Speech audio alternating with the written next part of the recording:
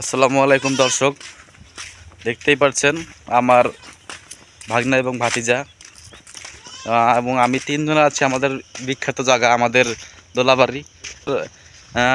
এক 15 শতকের মাঠে একটা জমি আছে, জমিটা ধান কাটবো আর কি।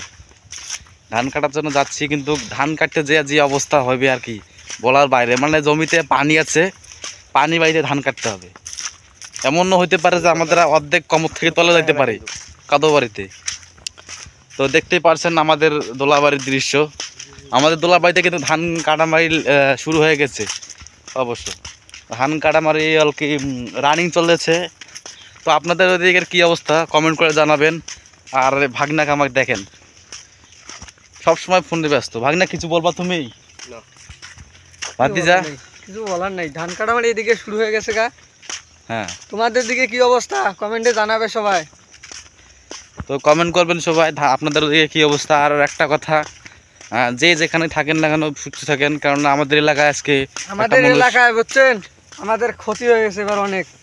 এই যে বাতাসে ধান নষ্ট হয়ে গেছে, আরো অনেক কিছু, মানে এবার বহুত টাকা খরচ আছে ধান খেতে এবার।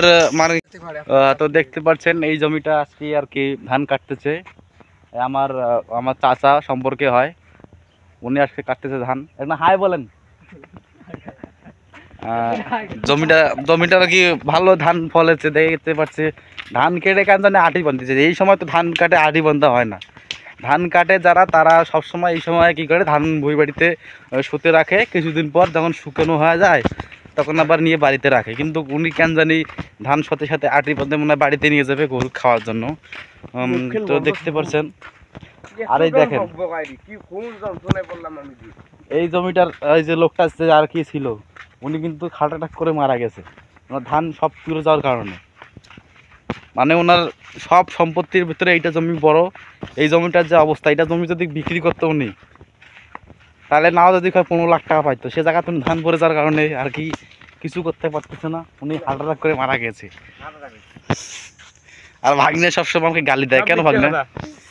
সব মিছা কথা আমি বলি। আরে ফেসবুকে সব চলে, মিছা কথা ভালো কথা কি ব্যাঠা। দেখতে পাচ্ছেন আমাদের দোলাবাড়ি ধান কিন্তু সব পেকে গেছে। আমাদের ধান ক্ষেত থেকে শুরু করলাম। পৃষ্ঠের নাম্বার হলো চুদলিংপং। ধন্যবাদ সবাইকে। সবাই শেয়ার করবেন, ভালোবাসা দিবেন, আর কমেন্ট করবেন। বেশি বেশি কমেন্টে আমাদের কাছে অনুপ্রেরণা জাগায়, আমরা ভিডিওগুলো পাঠাই দেব।